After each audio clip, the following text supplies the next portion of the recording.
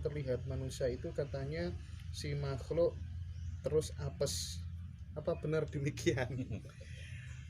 Gini Mas Tono, jadi itu untuk aja ya, semacam mempermudah jawaban. Jadi kita akan apes, kita akan takut. Kita ketemu kita ketemu makhluk astral ketakutan kan? Nah, ketakutan kan apes. Gitu. Nah, mungkin kalau dibalik yang sana juga ketakutan, berdoa awake dhewe apes kan gitu. Jadi gitu. Jawabannya seperti itu. Salam Rahayu Romo dan Mas Hendra. Minta tolong dong ditanyakan ke Romo sebenarnya kemana dan bagaimana perjalanan roh atau nyawa kita setelah kita meninggal. Matur suwun. Dari Bangka Belitung lagi nih. Oh enggak. Pak Subandi. Pada dasarnya manusia di dunia setelah meninggal ruhnya akan berpulang ke alam asalnya, alam mulaniro, asal suwung balinyang suwung. Hingga pungkasaning jaman engko nampa keganjaran sing jumbuh karo uripe nalika ana ing alam dunia.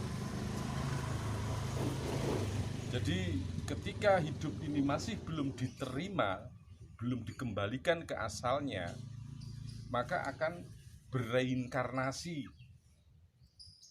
menyelesaikan tugasnya sampai tugas ini benar-benar selesai.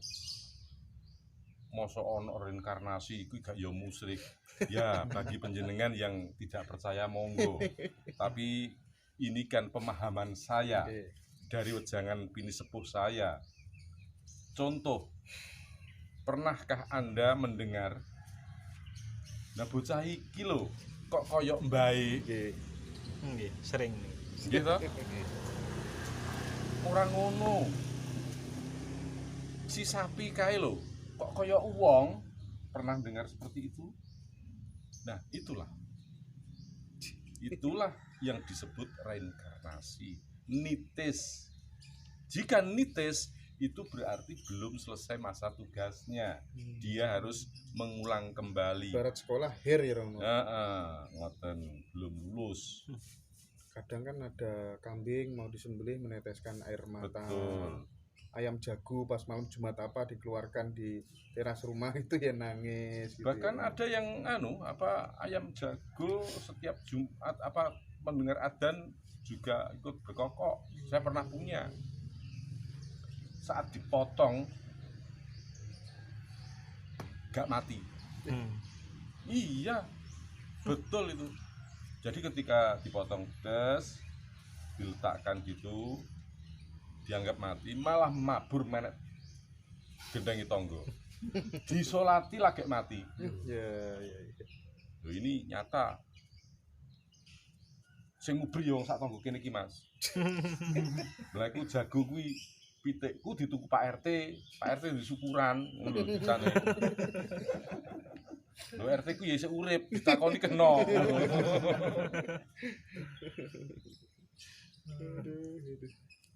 Ini ada pertanyaan lagi dari Mas Igun.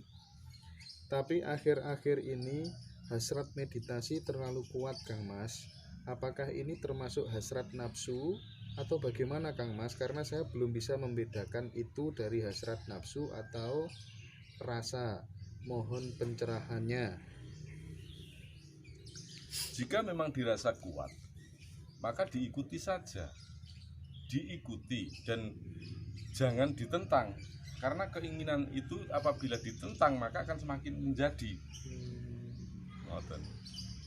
Lah, setelah dijalani nanti penjenengan akan melihat hasilnya yang merasakan penjenengan sendiri.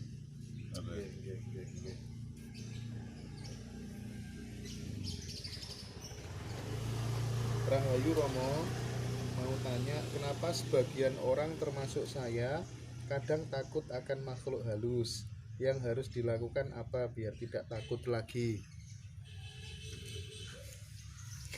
Pada dasarnya mengapa kita takut dengan makhluk halus itu timbul dari halusinasi kita. Bahwasanya makhluk halus itu mempunyai potongan yang menakutkan, menjijikkan, usus terburai, lidah menjulur, mata mengeluarkan darah dan lain sebagainya. Padahal jika makhluk halus itu tidak panjenengan khayalkan, tidak akan muncul di daya pikiran panjenengan. Kepedean. Harus percaya diri dan kita harus bersinergi dengan alam halus. Kita kemana saja juga pasti ada yang mengikuti kok.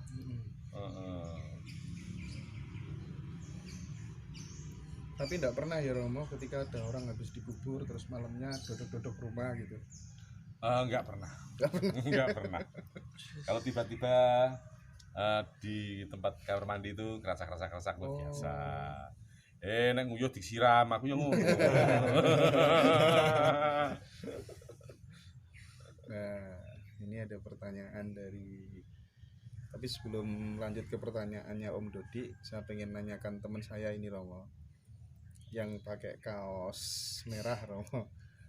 Nah, ini namanya Mas Andi Kartiko ini. Ini kalau mimpi Romo sering jadi kenyataan. Jadi malam ini mimpi apa begitu, besoknya dia lakukan mimpi itu. Intinya pokoknya setiap hari selalu begitu. Kenapa kok bisa begitu Romo? Nah, itu intinya antara wadak halus dan wadak kasarnya bersinergi. Dan dia punya kekuatan yang luar biasa. Kalau itu diasah menjadi orang yang ya semacam indigo lah. Potensi jadi dukun ada Romo.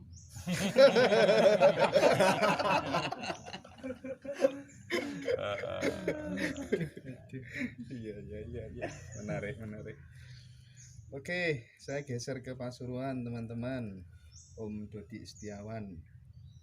Ketika Simbah nitis ke Juju, terus bagaimana jiwa yang berada di Juju tersebut? Apakah jiwa Simbah atau jiwa si Juju yang berada di raga cucunya tersebut? Wah, ini persis dengan pertanyaan saya ini. Sip Om Dodi. Dipun Romo. Jadi yang namanya nitis itu hanya nampak pada saat anak tersebut masih dalam kategori suci. Jadi belum terkontaminasi dengan lingkungan. Gitu. Jadi masih belum terkontaminasi dengan lingkungan. Pada saat usia 1 sampai 5 tahun maksimal, ini perilakunya seperti kakeknya. Seperti kakeknya. Doyanane gitu. Nah, tapi dengan bertumbuh kembangnya si anak dengan kondisi zaman yang sekarang, tentu ini akan mengikuti perkembangan zaman dan tentu saja tidak serta-merta ngepleki kayak Simbah biyen karena di era yang berbeda. Dan ini mungkin rahasia Allah juga. Saking Isra Prasetyo, Rahayu Romo dan Mas Hendra, bagaimana caranya mengetahui tugas yang belum terselesaikan dari leluhur yang menitis? Waduh, ya apa gitu. Itu sulit untuk diterjemahkan ya. Jadi bagaimana leluhur kita juga kita tidak tahu pekerjaan apa yang belum terselesaikan kan begitu. Jadi manusia terlahir itu kan ada perjanjian dengan Allah. Pada saat kita belum lahir di dunia, masih jabang dalam kandungan, itu sang roh kan sudah mendapatkan dawuh dari Allah Rabb bahwasanya harus melakukan ini. Nah, inilah yang lebih tahu ya si roh itu sendiri, bukan kita. Ya, itu bagian dari misteri Iya, kehidupan. bagian daripada rahasia ilahi. Nggih. Saking Mbak Rina Lailatun Rahayu Romo Mas Indra nderek nyimak niku apik tenan bigrone Mas lho nggih sae Romo bigrone. Ini sebagai pengingat nggih Romo nggih. Mengingat bahwasanya kita hidup itu juga akan pulang. Makanya sebagai manusia hidup itu harus tahu bagaimana kehidupan. Ane mek urip-uripan iki yo terus njur kepiye yo. Tangi melek golek pangan, bar mangan nelek turu. Urip-uripan ya. Iku sing jenenge urip-uripan iki. Ingkang sae kedahe saged nguripi liyan. Lah ngoten. Saking Mas Har. Nun sewu Romo. Tanya apakah ilmu leluhur yang sudah meninggal bisa diwarisi atau diminta sebagai cucu atau cicitnya, matur suwun. Ilmu itu ada nasab asor, ada nasab luhur. Jadi ketika nasab luhur itu muncul, maka bisa dimungkinkan itu diwariskan ke cicit atau cucunya. Jadi mungkin panjenengan ada tetangga atau orang di sekitar panjenengan atau mungkin dongeng si mbah siapa itu gak ben dukun pijet. Lah keturunannya tidak ada yang mampu memijat sampai tiba di buyut tiba-tiba kok mijet. Nah ini salah satu bahwasanya ilmu itu bisa diwariskan atau diturunkan dengan perantara gaib atau dengan perantara Allah Subhanahu wa taala. Oke. Mbak Yanti Hidayat di Hore ngepasi live ya Mbak Yanti. Kalau pengen tahu informasi live ya nanti bisa gabung di WA grupnya Sahabat Ngaji Rasul, bisa WA admin, nanti akan kita tulis di deskripsi. Selanjutnya Pak Sutrimo, salam rahayu, mau tanya bagaimana jiwa ini bisa lebih tenang ketika menghadapi masalah, Romo?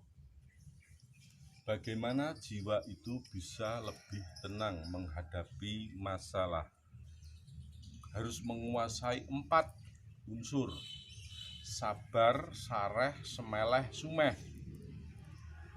Jadi berserahlah diri kepada Sang Khalik bahwasanya kehidupan itu ada yang mengatur.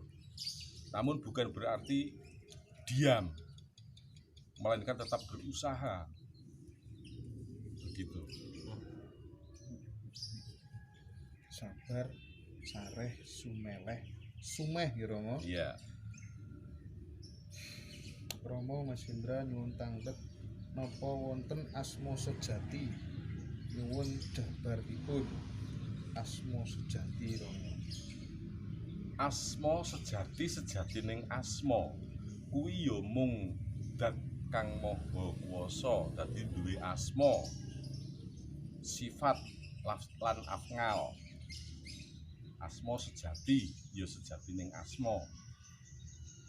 Ana arane ning ora ana wujude. Kuwi. Saking Mbak Yanti, kok sakderenge Mbak Yanti wonten Bu Titis Kota Gede Nyimak. Suka sekali Romo, matur suwun Mas, saya bisa pantau nggih. Kota Gede Yogyakarta. Nggih. Romo nyonyanya Yogyakarta nggih. Oh iya, saya nyonya saya Pakem. Pakem.